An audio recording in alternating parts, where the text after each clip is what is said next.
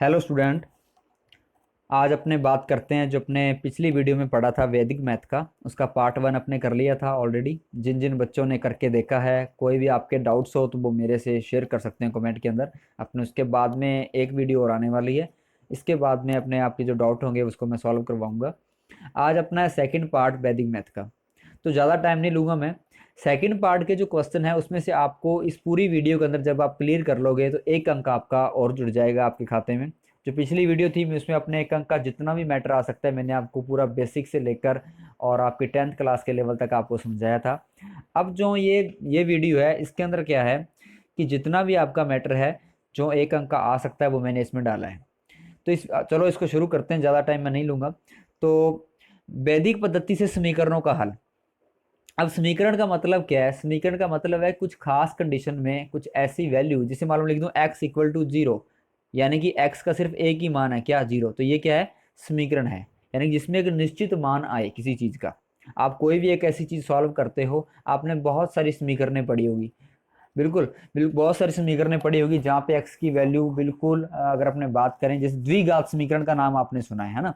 तो आपके कुछ ऐसे बुक के अंदर छोटी क्लास में लिखा होगा x square plus 5x plus 6 equal to zero. ये आपने 9th क्लास में ऐसा कुछ देखा होगा या 8वीं क्लास में देखा होगा। अगर नहीं देखा तो अगर अपने 10th क्लास में द्विघात समीकरणों का जब चैप्टर आएगा अपना, तब मैं आपको जरूर करवाऊंगा, ठीक है। अब x square plus 5x plus 6 equal to zero, इसका मतलब क्या है कि जब आप एक्स के आप उत्तर निकालते तो आपके पास कोई दो वैल्यू आती थी एक्स की, यानी कि अब एक्स की जो वैल्यू, इसमें दो से ज़्यादा एक्स की वैल्यू नहीं आ सकती। कहने का मतलब क्या हुआ कि जो एक्स की उत्तर आए, जो एक्स के अपने को उत्तर मिले वो कितने मिले? दो। तो दो निश्चित है। लेकिन जो समीकरण नहीं होती, यानी कि जो सर्व समीक्षा होती है, उसमें उत्तरों का मान कोई निश्चित नहीं होता, कितने भी आ सकते हैं, कितने भी उत्तर आ सकते हैं।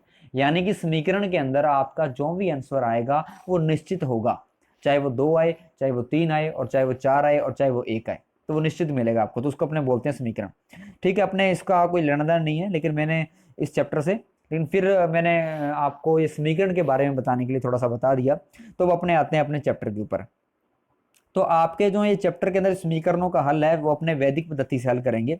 इसको हल करने की दो विधियां अपने पास में हैं। एक है सूत्र प्रावर्त्य योज्यते और दूसरी है सूत्र शून्य साम्य समुच्चय। दोनों विधियों में से किसी भी एक विधि का एक नंबर का प्रश्न आएगा, ठीक है। सिर्फ दो ही विधियां। अब आपको ध्यान देना है कि सूत्र प्रावर्त्य योज्यते विधि कैसी है, इसमें क्या करना अपने को, और जो सूत्र शून्य साम्य समुच्चय है वो विधि कैसी है, उसमें अपने को क्या करना है, ठीक है। तो थोड़ा ध्यान देकर इस वीडियो को देखना। और कुछ बच्चे से मैंने पहले भी कहा कि जब मैं इसको करवा दूं, जैसे मेरी एक विधि कंप्लीट होती है, तो आप इसके एग्जाम्पल लेके अपने, जैसे कुछ एग्जाम्पल तो मैं देता हूँ इसके साथ में लगभग चार पांच, सारे एग्जाम्पल पॉसिबल नहीं होते, तो आप चार पांच एग्जाम्पल मैं देता हूँ। उसके बाद अपनी बुक में से, अगर इसके पास बुक है तो, अगर नहीं भी तो जैसे एग्जाम्पल मैंने कराए हैं उसमें आप कुछ संख्याओं को चेंज करके और वैसे के वैसे हुबहू एग्जाम्पल बनाकर इसको सॉल्व कर सकते हैं प्रैक्टिस के लिए, ठीक है। और लास्ट में अपने एक प्रैक्टिस सेट जरूर डालेंगे, तो आपको कोई दिक्कत नहीं आने वाली वैसे। तो मैं बात करता हूं पहले सूत्र प्रावर्त्य योज्यता से, कि सूत्र प्रावर्त्य योज्यता विधि से समीकरणों का हल कैसे करते हैं। सबसे पहले समझे प्रावर्त्य योज्यता ये क्या चीज है। तो प्रावर्त्य का मतलब होता है पक्षांतरण। क्या होता है? पक्षांतरण। अब पक्षांतरण का मतलब क्या होता है? पक्षांतरण का मतलब है जी कि किसी भी जो अपने को डिजिट दी है उसको एक रूप से या एक पक्ष से दूसरे पक्ष में बदलना, ठीक है। जैसे मैं आपको बताऊं कि मान लो कोई संख्या इधर प्लस की है, उसको अपन इधर लेके किसकी हो जाती है? माइनस की। ये मैंने अपने पिछली वीडियो में बताया था। माइनस की वीडियो, इधर कोई अक्षर माइनस का है तो इधर आगे किसमें हो जाएगा? प्लस का हो जाएगा। तो ये आपने देखा है, ठीक है। तो इसको अपने पक्षांतरण बोल देते हैं। थोड़ा सा और इसके बड़े पार्ट अपने जब करवाएंगे तो मैं आपको साथ साथ चलेंगे, आप समझते रहना। तो अब अपने बात करते हैं कि पक्षांतरण के अंदर क्या कुछ है। देखो कि इस विधि में कोई भी समीकरण अपने को दिया है, चाहे जैसा भी हो, उसको अपने पक्षांतरण के द्वारा बदलना है। यानी कि कोई भी क्वेश्चन आपको दे दे तो आपने क्या करना है भाई, आपने उस क्वेश्चन को इस फॉर्म में लेके आना है। कौन सी फॉर्म में? ए एक्स प्लस बी बराबर सी एक्स प्लस डी।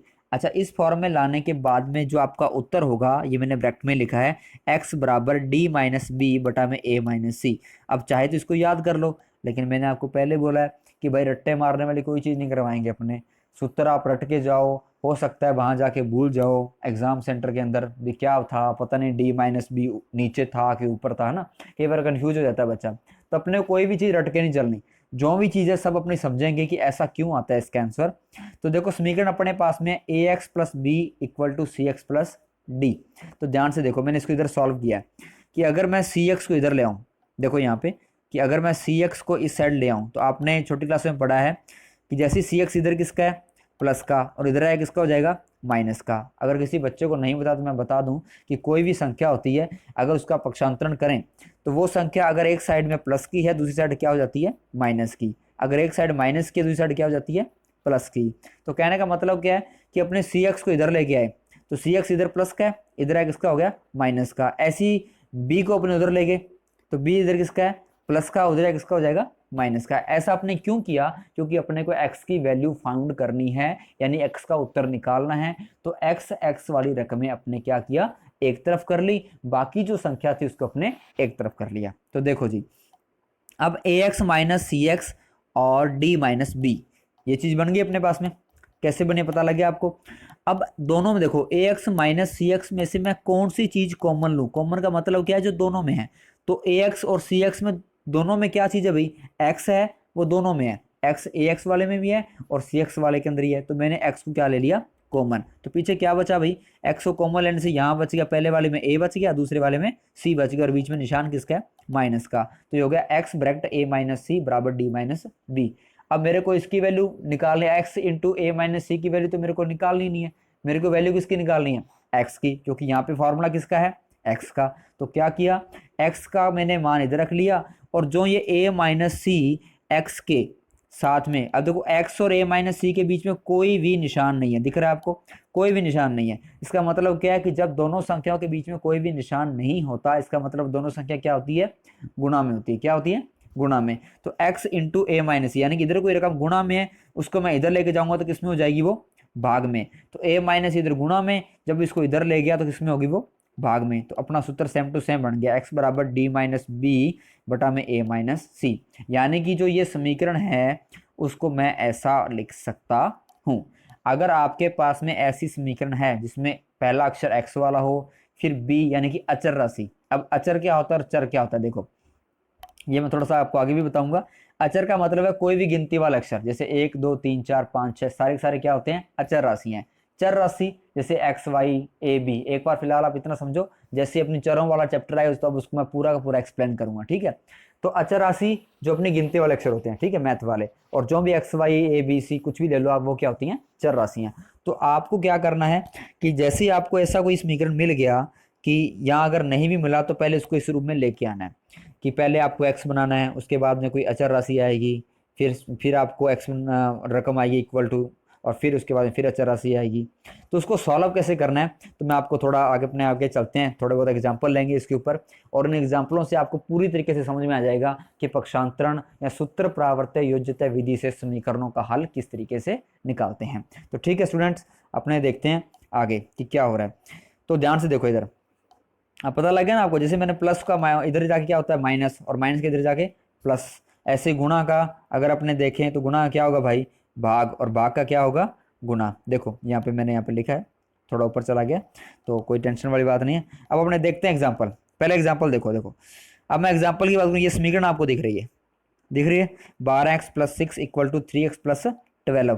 तो ये वो सेम टू सेम समीकरण जो मैंने ऊपर बताई आपको, a x plus b equal to c x plus d, ठीक है। अब ध्यान से देखो, सी एक्स प्लस डी, तो पहला अक्षर देखो ए एक्स यानी कि एक्स वाली रकम है, दूसरा अचर राशि आ गई ना गिनती वाली संख्या, तीसरी फिर सी एक्स यानी कि वो एक्स वाली रकम आ गई, उसके बाद में फिर क्या आ गई, एक अचर राशि आ गई। अब ध्यान से देखो, तो इसका मैं डायरेक्ट फार्मूला मैंने क्या लिखाया था, x equal to d minus b बटा में ए माइनस सी। तो चाहे आप डायरेक्ट फार्मूला लगाओ और चाहे आप उसको वैसे सॉल्व करो, लेकिन मैंने बताया आपको ये सॉल्व करना है ना, ये इस विधि का पार्ट नहीं है, ये मैंने सिर्फ आपको समझाने के लिए इसको इस तरीके से सॉल्व करवाया। लेकिन जब आप एग्जाम के अंदर बैठोगे, सूत्र प्रावर्त्य से मान लो यही सवाल आ जाए, तो आप सिर्फ और सिर्फ इस तरीके से करोगे जिस तरीके से मैंने इधर साइड में लिखा है, ठीक है। तो जब आप फॉर्मूले में मान रखोगे, कई बार बच्चा फॉर्मूले में मान रखते वक्त गलती कर देता है, तो उस गलती से बचने के लिए अपने क्या करेंगे, पहले इस साइड में देख लो कि फॉर्मूले में अपने को क्या चाहिए। x इक्वल टू लिखा है डी माइनस बी बटा में ए माइनस सी, यानी कि डी बी ए और सी इन चारों की वैल्यू अपने को चाहिए। तो दोनों की तुलना करो, देखो यहाँ ए एक्स और यहाँ कितना लिखा है भाई 12x, तो a की वैल्यू कितनी होगी 12। उसके बाद में प्लस b, तो b की जगह पर क्या लिखा है इसने 6, तो b की वैल्यू कितनी होगी 6, ठीक है। अच्छा उसके बाद में cx, तो c का वैल्यू कितना है 3, तो यहाँ भी क्या आ गया 3, और लास्ट वाला d होता है तो d की वैल्यू यहाँ कितनी है भाई 12। तो अपने a b c और d की चारों वैल्यू अपने यहाँ पे रख ली। अब ध्यान से देखो, जब अपने इसको करेंगे तो सीधा फॉर्मूला में मान रखो, ए की जगह ए रख दो, बी की जगह बी रख दो, सी की जगह सी रख दो, डी की जगह डी रख दो। जैसे अपने रखा डी की वैल्यू 12, बी की वैल्यू 6, ए की वैल्यू 12 और सी की वैल्यू 3। अब देखो ध्यान से, तो 12 में से 6 गए भाई, कितने बचे 6, ठीक है। ऐसे 12 में से 3 के कितने बचे 9, और जब इसको ऊपर नीचे क्रॉस किया किसके पाड़े से 3 के पाड़े से, 3 के पाड़े में दोनों आते हैं, तो 3 दूनी 6 और 3 तिया 9, तो उत्तर आ गया 2/3। तो ये अपना सॉल्व हो गया, पता लग गया। अब कैसे, ये तो मैंने आपको फॉर्मूले से बताया, यानी सूत्र प्रावर्त योज्यता विधि से बताया है। अब अगर अपने वैसे देखें, देखो 12x इधर, तो जैसे अपने फॉर्मूला मैंने आपको सॉल्व करना सिखाया था, तो प्लस का 3x इधर आ गया भाई, माइनस का, तो 12 में से 3 गए 9। उसके बाद में इधर प्लस का 6 इधर आके माइनस का, तो 12 में से 6 गए 6, तो यहाँ अकेला x, क्योंकि अपने को x की वैल्यू निकालनी है। अच्छा, तो x की वैल्यू निकालनी है, तो इधर 9 क्या है, इधर मल्टीप्लाई में, इधर किस में हो जाएगा डिवाइड में, तो 6 में 9 का भाग दिया तो कितना बचेगा भाई यहाँ पे 2/3, कितना बचेगा 2/3। तो इस तरीके से आपको सवाल सारे हल करना है। चलो एक एग्जाम्पल और ले लेते हैं, ठीक है, बस ध्यान देते रहना यहाँ पे। जैसे मान लो ये एग्जाम्पल है, अब ध्यान से देखो, जो मैं आपको बता रहा था कि कई बार क्या होता है कि ऐसी समीकरणें नहीं होती जैसे आपने पहले देखी उस रूप के अंदर। अब यहाँ पे जो आपको समीकरण दी है क्या उस रूप की है, कौन से रूप की भाई, जो मैंने लिखा है ऊपर, कौन सा रूप है ax, ठीक है, थोड़ा यहाँ पे लिखने में दिक्कत आ रही, मैं लिख रहा हूँ ax प्लस बी बराबर सी एक्स प्लस डी। तो इस रूप की समीकरण तो नहीं है ये जो अपने को दी है, तो पहले क्या करना है, कोई भी समीकरण है आपको इस रूप के अंदर उसको लेके आना है। तो देखो ध्यान से, आपने पढ़ा होगा पक्षांतरण विधि या व्रजगुणन विधि, छोटी क्लास में ऐसा किया है कि इधर 3 क्या है भाई, अगर नहीं भी किया तो समझ लो कि इधर दोनों अपने देखें तो 1/3 लिखा है, तो बटा वाला 3 इधर किस में हो जाएगा गुणा में, और इधर वाला जो बटा में कौन है 3x + 4 इधर किस में हो जाएगा गुणा में, यानी कि अपने दोनों को क्या किया, बटा वाले रकमों को दूसरी साइड ले गए। देखो तो इधर है 2x + 1 ऑलरेडी है यहाँ पे, तो इसके साथ गुणा में कौन आ गया भाई इधर वाला 3, और इधर 3x एक ऑलरेडी है, इसके साथ गुणा में कौन आ गया 3x + 4। अब देखो ध्यान से, अपने आगे देखते हैं, तो क्या हुआ 3 के अंदर मल्टीप्लाई किया तो 3 दूनी 6x, अच्छा, और 3 एकम 3, ऐसे एक की 3x + 4 से की तो कितना आएगा 3x + 4 एकम 3x + 4, और वैसे भी कर सकते हो एक की 3x से की तो 3x, एक की 4 से की तो 4। देखो अब वो समीकरण बनी कि नहीं बनी, ध्यान से देखो, पहला अक्षर x वाला, फिर अचर राशि, फिर x वाला, फिर अचर राशि, तो सेम टू सेम बन गई। अब आपका वही सेम जो मैंने पिछला एग्जाम्पल करवाया, क्या फार्मूला था भाई, x = d - b बटा में a - c। तो पहले a b c d के मान रखो, फिर यहाँ पे क्या कर दो पुट। अब मैं आपको बताऊं, तो यहाँ पे d की वैल्यू कितनी है स्टार्ट में 4, उसके बाद में b की वैल्यू कितनी है 3, तो मैंने यहाँ लिख दिया 4 - 3, नीचे a - c, यानी कि a की वैल्यू कितनी है भाई 6, और c की वैल्यू कितनी है 3, तो 6 - 3, तो 4 में से 3 गया 1 और 6 में से 3 गया 3, तो ये अपना आंसर आ गया। अब थोड़ा आगे देखते हैं, एक दो एग्जाम्पल और देख लेता हूँ मैं। जैसे मान लो ये एग्जाम्पल है, ध्यान देना पूरा कि ये एग्जाम्पल है। अब ये समीकरण में अपने को दिख रहा है कि वैसी नहीं है, तो क्या करना है पहले पहले वैसी बनानी है। वैसी बने कैसे, अगर थोड़ा सा आप समीकरण को एक दो स्टेप में सॉल्व करोगे ना, ये ऐसी समीकरण आपने सॉल्व की है छठी क्लास से लगे आप छठी 7वीं 8वीं, और जिस बच्चे को ये समीकरण सॉल्व करनी नहीं आती वो मेरे को बता दे, क्योंकि मैं इसका कोई भी आपको डाउट लगे, कोई भी समस्या है, मैं नहीं चाहता किसी बच्चों अगर बिल्कुल भी मैथ नहीं आता और वो किसी तरीके से 10th क्लास के अंदर पहुंच चुका है, तो भाई टेंशन नहीं लेने का, अपने यहाँ बैठे हैं। आप कोई भी प्रॉब्लम हो आप कमेंट में डाल दीजिए, मैं आपको विस्तार से उस चीज़ को समझाऊंगा। अब इस दोनों की गुणा बच्चों को करनी आती है, इसकी गुणा आपको करनी आती है। अगर नहीं भी आती बता दूं तो क्या करना हो, जैसे आपको मैं लिखा हूँ यहाँ पे कि 41 × 41, ठीक है। देखो आप क्या करते हो, पहले एक की गुणा 1 और 4 दोनों से, फिर 4 की गुणा 1 और 4 दोनों से, तो वही सेम तरीका है। देखो पहले x की गुणा दोनों x + x और 1 दोनों से, फिर 5 की गुणा x और 1 से, तो पहले अपने x की गुणा x से की तो कितना आया x², यानी एक x ये और एक x ये, तो x की घात कितनी होगी 2। गुणा में हमेशा घात में आता है और जोड़ में हमेशा रकम आगे की ओर आती है। देखो वो आपको अपने जब बहुपद वाला कराएंगे तो विस्तार से समझा दूंगा, और वैसे मेरे को लगता है कि ये चीज़ें आपको आती होगी, मैं नॉर्मली आपको सिर्फ थोड़ा थोड़ा बता रहा हूँ उसके बारे में। अगर फिर भी किसी बच्चों को लगे कि नहीं सर मेरे को बिल्कुल भी नहीं आता, तो आप मुझे कमेंट में डाल दीजिए, मैं आपको पूरा पूरा विस्तार से उस चीज़ को बता दूंगा, ठीक है। अब देखो, तो ये आ गया एक्स स्क्र प्लस, जैसे अपने एक्स की एक्स से की तो एक्स स्क्र, एक्स की गुणा जब एक से की तो एक्स, पाँच गुना एक्स से की तो पाँच एक्स, और फिर पाँच गुना एक से की तो पाँच, ऐसे इधर किया तो अपने पास ये रकम आ गई। अब देखो कुछ कट रहा है क्या, एक्स स्क्र इधर एक्स स्क्र इधर है, मैंने दोनों को काट दिया। क्यों काटा भाई, देखो कि अगर मैं एक्स स्क्र को इधर ले आऊँ या इसको उधर ले जाऊँ, कैसे भी कर लूँ, तो ये इधर किसका है, प्लस का, और इधर किसका हो जाएगा भाई, माइनस का। अगर मान लो ये इधर वाला मैं इधर लेके आया, तो इधर एक्स स्क्र ये प्लस का है, और वो जो आएगा वो किसका हो जाएगा, माइनस का। तो माइनस का एक्स स्क्र और प्लस का एक्स स्क्र आपस में क्या हो जाएगा, कैंसल। तो समझ में आ गई बात, तो अपने एक्स स्क्र से एक्स स्क्र को क्या कर दिया, कैंसिल कर दिया। अब देखो क्या बच गया, तो एक्स, पाँच एक्स, एक्स कितने हो गए भाई, छः एक्स प्लस पाँच, और तीन एक्स और दो एक्स, पाँच एक्स प्लस में क्या आ गया, छः। तो ये सेम टू सेम आपका वही रूप बन गया जो अपने पहले एग्जाम्पल में या मैंने आपको मेथड में बताया था, ये बन गया एक्स प्लस बी बराबर सी एक्स प्लस डी। अब फिर आप वही फार्मूला, यानी कि हर बार आपको कोई भी क्वेश्चन दे दे और अगर विधि सूत्र प्रावर्त्य योज्यता दी है, तो आपको सिर्फ और सिर्फ सिंपल एक काम करना है कि सबसे पहले उस क्वेश्चन को ए एक्स प्लस बी बराबर सी एक्स प्लस डी वाली कंडीशन में लेके आना है।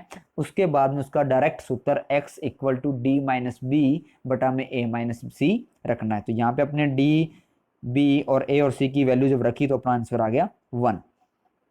ठीक है, इसको सॉल्व कर लेना आप इतना तो जानते हैं। फिर भी अगर किसी बच्चे को दिक्कत आए तो मेरे को कमेंट बॉक्स में, मैंने आपको पहले बोल दिया, बताते रहें, ठीक है। उसके बाद में अपने एक और एग्जाम्पल देख लेते हैं छोटा सा, ठीक है।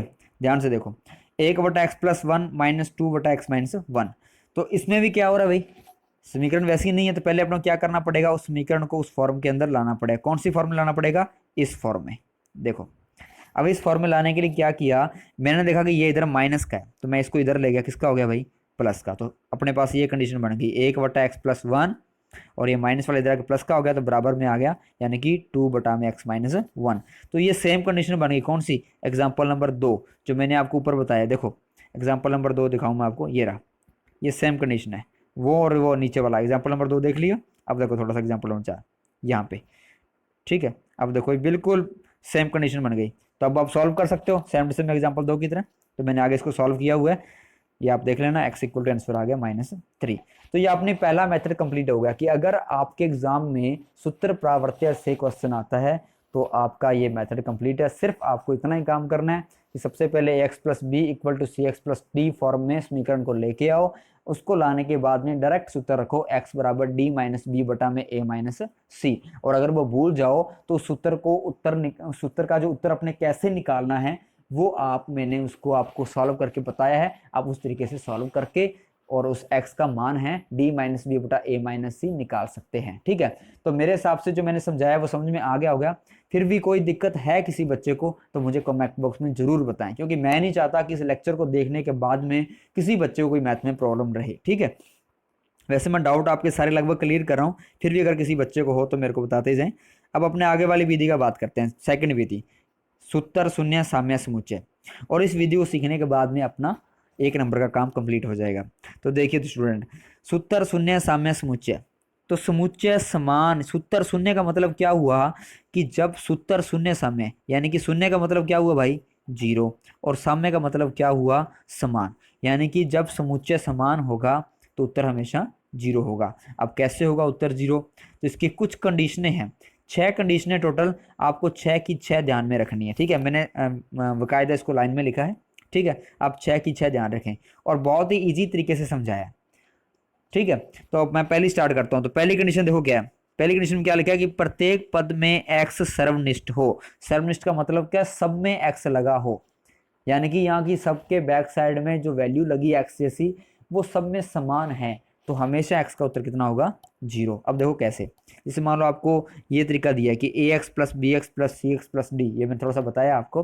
अब ए के पीछे भी x लगा है, बी के पीछे भी x लगा है, सी के पीछे भी x लगा है और डी के पीछे भी x लगा है। तो जब सभी के पीछे x लगा हो तो अपने x का उत्तर क्या लिखेंगे, 0। जैसे मान लो आपका ये एग्जाम्पल है नीचे वाला, यहाँ से देखो ए के पीछे क्या लगा भाई, x माइनस 1, बी के पीछे भी x माइनस 1, सी के पीछे भी x माइनस 1 और डी के पीछे भी x माइनस 1 लगा है। तो क्या करेंगे, वहां पे पीछे क्या लगा था x, तो अपने क्या लिख दिया x बराबर जीरो। लेकिन यहाँ पीछे क्या लगा है, एक्स माइनस एक, तो अपने क्या लिखेंगे, एक्स माइनस एक बराबर जीरो। तो जैसे माइनस एक इधर लेके जाएंगे किसका हो जाएगा भाई, प्लस का, तो एक्स का उत्तर क्या आ गया, +1।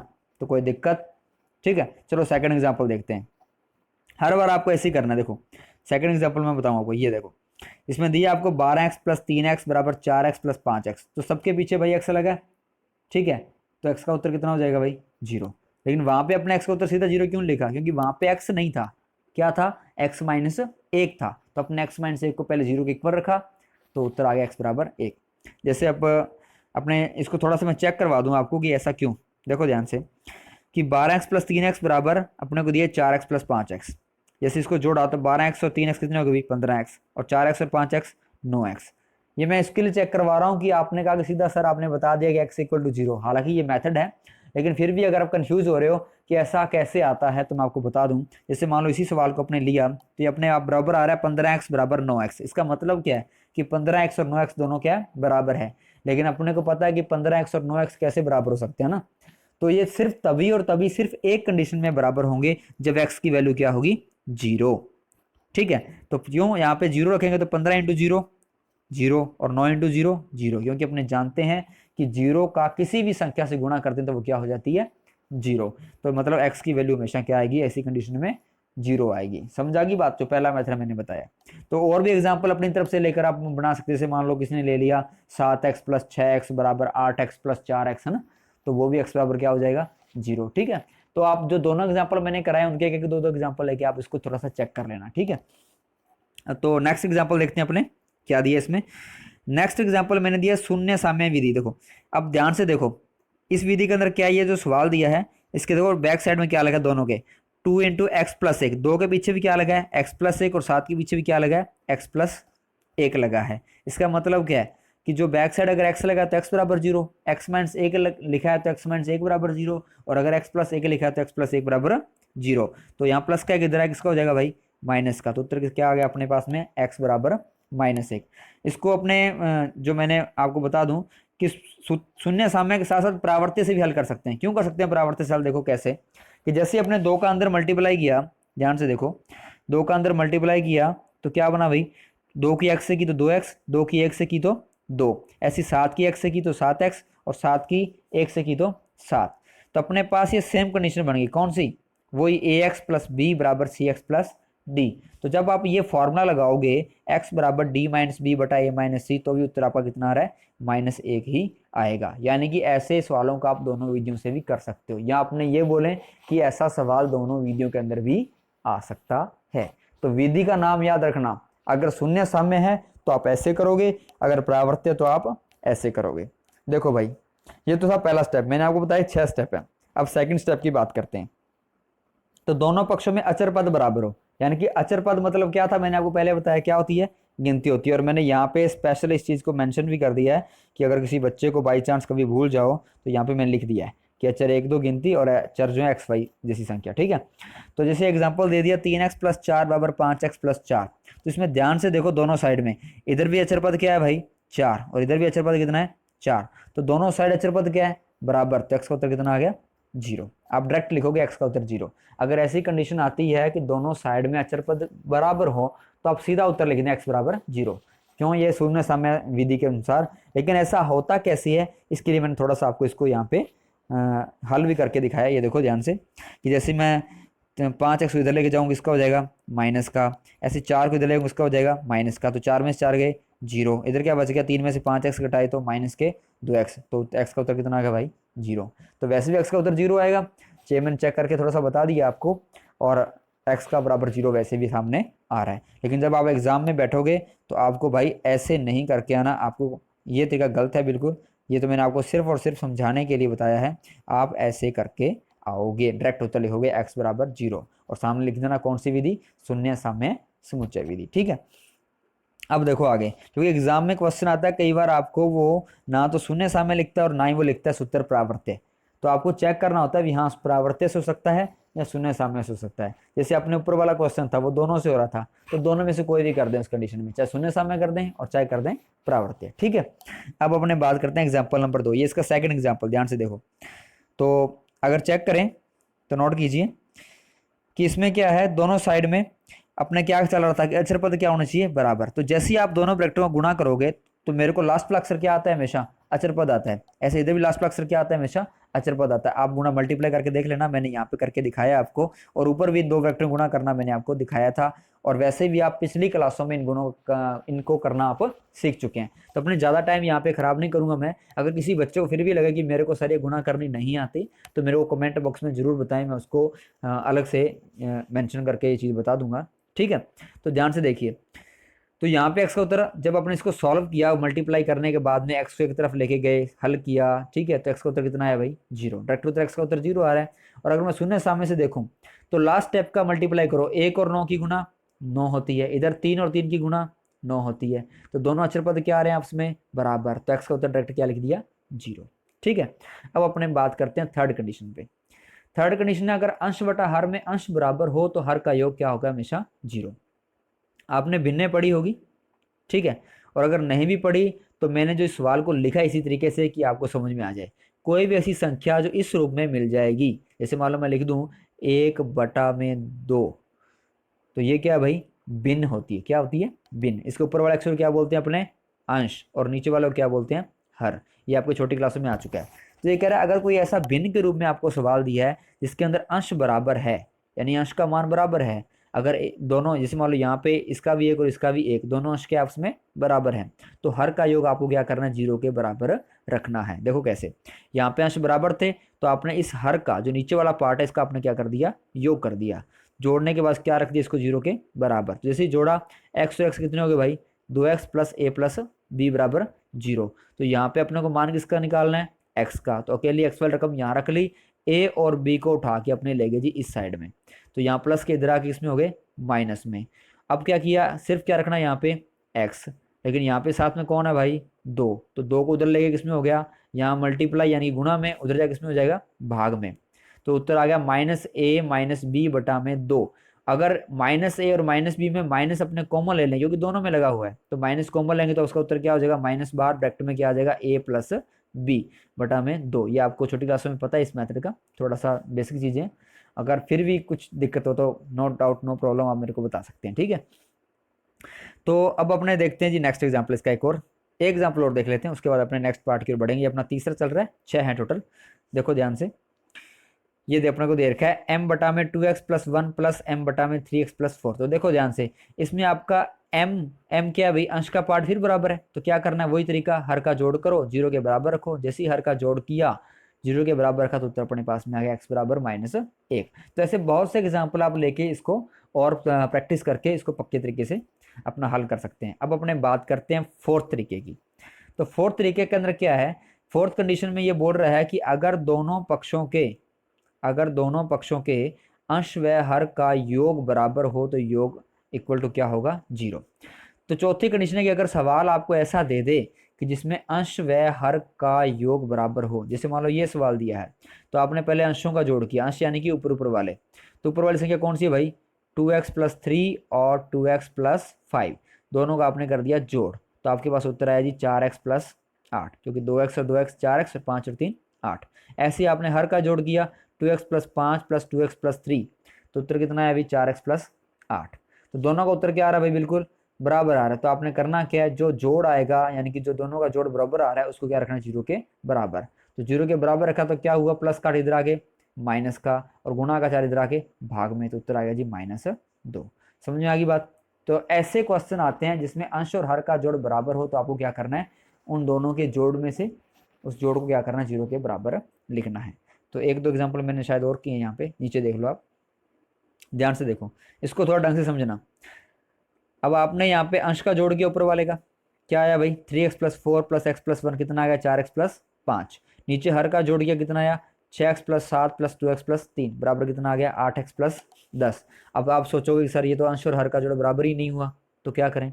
लेकिन ध्यान से देखो, अंश और हर का जोड़ बराबर जरूरी नहीं है, इन दोनों का अनुपात, अगर अनुपातिक रूप से भी ये बराबर आ रहे हैं तो आप उसको लिख सकते हो। जैसे मान लो कि यहाँ पे इसका अनुपात आ रहा है 1:2 में, ये समान है। देखो 4 को 2 से मल्टीप्लाई करूँ तो क्या आएगा, यानी ऊपर वाले को 2 से मल्टीप्लाई कर दूँ तो 4 दूनी भाई 8x और 5 दूनी 10, तो बराबर आ रहा है ना दोनों। यानी कि अनुपात रूप में अगर कोई समान आ रहा है 1:2 में, है ना, या 2:1 में या 1:3 में, जैसे भी आपको अनुपातिक रूप से समान आने चाहिए तो उसको भी अपने इस कंडीशन के अंदर ले सकते हैं। तो इसका जोड़ कितना है 4x + 5। तो चाहे आप 4x + 5 को 0 के बराबर लिख दो, और चाहे जो दूसरा जोड़ आपके पास में है 8x + 10 इसको 0 के बराबर लिख दो। देखो अगर 4x + 5 को लिखेंगे तो उत्तर कितना आएगा भाई, प्लस का 5 इधर आके माइनस का, और गुणा का ये गुणा में 4 इधर आके भाग में, तो उत्तर आ गया x बराबर -5/4। और इस साइड में x बराबर कितना उत्तर आ गया अपना, प्लस का 10 इधर आगे माइनस का, और गुणा का इधर आगे भाग में। तो जब इसको 2 के पाड़े से अपने काटा तो क्या बना, ऊपर 5 और नीचे 4। ये लो भाई कंप्लीट। ठीक है, ऐसे यानी कि आप कोई भी ले सकते हैं दोनों में से। ये मैंने आपको इधर सॉल्व करके थोड़ा सा बता दिया है कि कैसे दोनों अनुपातिक रूप से अपने इसको ले सकते हैं। जैसे यहाँ पे 2 से मल्टीप्लाई किया तो कोई अपने को यहाँ पे ये 4x + 5 बना, यानी कि 2 इधर मल्टीप्लाई में, यानी कि 8x + 10 लिया, इसमें से मैंने 2 कॉमन लिया, 2 कॉमन लेने से क्या बन गया भाई, तो 8 में से 2 कॉमन ले कितने बच गए, 2 का भाग देंगे मतलब कितना आएगा 4x, और इधर 2 का भाग देंगे तो इसमें कितना आएगा 5। तो 2 इधर गुणा में, इधर किसमें हो गया भाग में, तो ये सेम टू सेम बन गया 4x + 5 जो अपने यहाँ पे देख रहे हैं। ठीक है भाई, तो कोई भी ले लो, यानी कि अनुपातिक रूप से अगर समान आ रहा है तो आप फिर भी इसी तरीके से इसको करने वाले हैं। तो आई होप समझ में आ गया होगा। अपने आगे चलते हैं, अगर किसी बच्चे को थोड़ा समझ में नहीं आया तो आप थोड़ा सा वीडियो को रिवर्स करें और फिर दोबारा से देखें कि किस तरीके से मैंने आपको बताया है। ठीक है, अब देखते हैं पांचवा। तो पांचवे में क्या है कि यदि एक पक्ष के अंश व हर का अंतर दूसरे पक्ष के हर व के अंतर के समान हो, तो क्या करना है कि अगर कोई ऐसा क्वेश्चन आ जाए जिसमें आपने अंश व हर का अंतर देखा और दोनों का अंतर क्या आ रहा है आपस में समान आ रहा है। जैसे मान लो पहला पक्ष, अपने पहले वाली साइड में अंश और हर का अंतर देखें तो क्या अंतर देखो भाई, 3x + 2x, यानी कि 3x में से 2x घटाए कितने बचेंगे x, और 4 में से 1 घटाए कितने बचेंगे 3। तो अपना अंतर कितना आया x + 3, अंतर यानी कि घटाओ। ठीक है, ऐसे x - 8 और 2x - 5, मैं अब x - 8 में सिर्फ 2x - 5 घटा सकता हूँ, लेकिन ऐसा नहीं करना, जो बड़ा है उसमें से क्या करना है छोटे वाला घटाना है। तो बड़ा कौन है भाई 2x - 5, इसको इसमें से क्या घटा दिया x - 8। तो 2x में से x का कितना बचा यहाँ पे x, और 5 में से आपका ये -5 में से जब अपने प्लस के 8 घटाएंगे तो क्या बचेगा प्लस का 3। तो ध्यान से देखो, मैंने यहाँ पे इसको आपको माइनस भी करके दिखाया, और आप अलग से इसको माइनस भी कर सकते हो। देखो ध्यान से, थोड़ा सा ऊपर ले लें इसको, हाँ नोट कीजिए यहाँ पे, ये देखो ये मैंने आपको यहाँ पे इसको माइनस करके दिखाया, तो दोनों का उत्तर क्या आ रहा है बिल्कुल समान आ रहा है। तो क्या करना है, उस उत्तर को क्या रखना है 0 के बराबर, और ये आपके सामने x की वैल्यू आ गई -3। कहने का मतलब क्या है कि जब कोई ऐसी कंडीशन का सवाल आ जाए जिसमें अंश व हर का अंतर दोनों साइड के बिल्कुल समान आ रहा है, तो जो अंतर समान आ रहा है ना उस अंतर को आप क्या रखोगे 0 के बराबर। जैसे इसमें अंतर क्या आ रहा है दोनों का x + 3, तो आपने x + 3 को 0 के बराबर रख दिया, तो x का उत्तर आ गया -3। ये मैंने आपको मल्टीप्लाई यहाँ पे जब सॉल्व करते हुए बताया कि अब माइनस और माइनस की गुणा क्या होती है, प्लस और प्लस की गुणा क्या होती है ना। तो बस इसमें आपको ये याद नहीं रखना, सिर्फ सिंपल ट्रिक मैं आपको बता दूं कि जब दोनों संख्याओं के निशान बिल्कुल एक जैसे हैं तो हमेशा प्लस आएगा, और जब दोनों के संख्या के निशान अलग अलग है तो हमेशा क्या आएगा माइनस आएगा। जैसे मैं आपको हल्का सा एग्जाम्पल दे दूं कि मैं लिख लूँ यहाँ पे कि -4, क्या लिखा -4। अब देखो ध्यान से थोड़ा इसमें, हाँ ये -4 गुणा -4, देखो अब मैंने मल्टीप्लाई किया इनको कि 4 × 4 कितना हो गया भाई 16। तो अब गुणा किसकी रहेगी माइनस और माइनस की। तो ध्यान से देखो बस निशान एक जैसे हैं, अगर यहाँ पे माइनस माइनस है और चाहे यहाँ पर होता प्लस प्लस दोनों साइड में, तो हमेशा उत्तर किसमें भी आएगा प्लस का। और आप जानते हो प्लस को आगे लगाने की जरूरत नहीं है, चाहे आप इसको ऐसा लिख भी दो +16, तो ये बिल्कुल एक्यूरेट है। ऐसे मैं एक एग्जाम्पल और लूँ, देखो ध्यान से कि अगर मैं यहाँ पे ये ले लेता कि प्लस का 4 और माइनस का 4 इन दोनों की मल्टीप्लाई की, यहाँ कह दूँ माइनस का 4 × प्लस की 4 की मल्टीप्लाई की, तो हमेशा क्या आएगा निशान देखो अलग अलग है, तो क्या करना आगे हमेशा माइनस लगाओगे, 4 चौकी 16, तो ये उत्तर किसका आएगा -16। यानी कि जब निशान अलग अलग है तो आप हमेशा माइनस लिखोगे, जब निशान बिल्कुल एक जैसे हैं तो आप हमेशा क्या लिखोगे प्लस। ये मैंने आपको बेसिक आपको पहले पढ़े हुए हैं, जिन बच्चों को नहीं पता उसको थोड़ा सा मैं बता रहा हूँ यहाँ पे।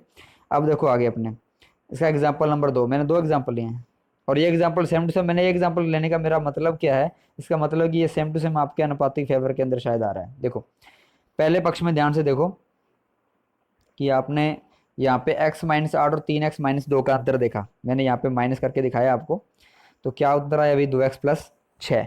ऐसे ही आपने इधर वालों का अंतर किया तो कितना आया भाई x + 3, तो इधर आ रहा है 2x + 6, इधर आ रहा है x + 3। तो चेक कर लो क्या अनुपातिक रूप से समान है, बिल्कुल। कितना अनुपात आ रहा है भाई 2:1 या 1:2 अनुपात बन रहा है इनका, क्योंकि अगर अपने x इस 2x + 6 में से, थोड़ा सा आपको यहाँ पे मैंने करके भी दिखाया है, यहाँ नोट करो, देखो ध्यान से, देखो 2x+6 है, तो इसमें से अगर मैंने 2 कॉमन ले लिया तो यहाँ क्या बच गया अभी, 2 में 2 का भाग दिया कितना बच गया x, और 2 का 6 में भाग दिया कितना बच गया 3।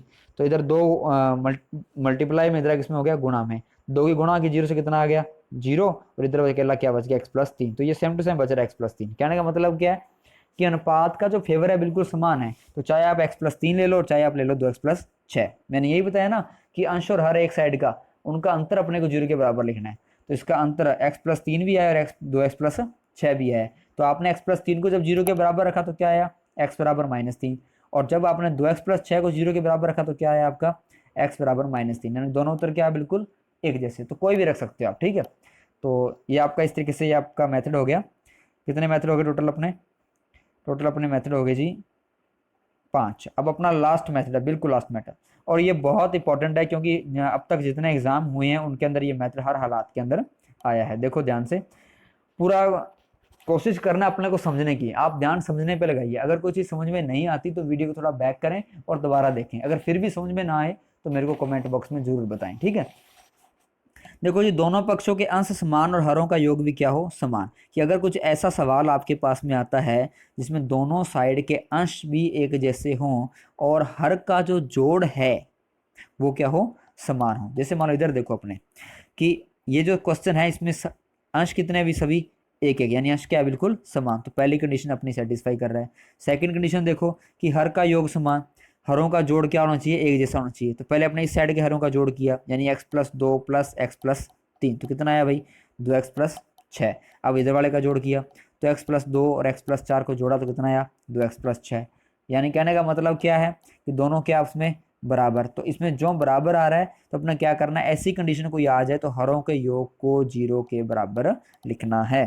तो हर का जोड़ कितना आया भाई 2x+6, तो 2x+6 को रख दिया 0 के बराबर, तो x का उत्तर अपने पास में आ गया -3, ठीक है।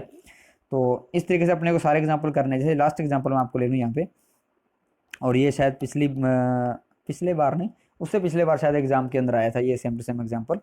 तो इसमें देखो अंश समान है। अब आप सोचोगे सर कैसे याद रखेंगे ये कंडीशन, सिर्फ आपको सवाल देखना है कि सवाल कैसे दिया है। सवाल के अंदर अंश समान आ रहे हैं, ठीक है। नीचे वाले का जोड़ करके देखो कितना आ रहा है भाई 2x+8, इधर जोड़ के कितना आया 2x+8, तो दोनों का जोड़ बराबर आ रहा है। इसका मतलब क्या है कि अपने हर को क्या लिखेंगे 0 के बराबर। तो प्लस का 8 इधर आके माइनस का, और गुणा का 2 इधर आके भाग में, तो उत्तर कितना आ गया -4। तो आपको हर कंडीशन को पहले लिख लेना है ध्यान से, फिर आप ये 6 की 6 कंडीशनें शून्य सामने की आपके दिमाग में रहनी चाहिए कि भाई हाँ ठीक है, उस कंडीशन में हर समान होना चाहिए था, उसमें अंश व हर का अंतर देखना था, उसमें अंश का योग देखना था, हर का योग देखना था, ठीक है। तो वो आपको थोड़ा ध्यान में रखना है कि सवाल किस कंडीशन को संतुष्ट कर रहा है। जिस कंडीशन को संतुष्ट कर रहा है आप वो कंडीशन लगाइए और सवाल का डायरेक्ट उत्तर आप लिखिए। सूत्र प्रावर्त्य और सूत्र शून्य साम्य समुच्चय, आपको इसका पूरा बेसिक से लेकर इसका मतलब से लेकर आपको सब चीज़ों का मैंने ध्यान से और पूरे विस्तार से आपको बता दिया है। इसके थोड़े बहुत एग्जाम्पल अपने यहाँ पे लिए, अगर और भी एग्जाम्पल आप इनके जैसे बना सकते हो।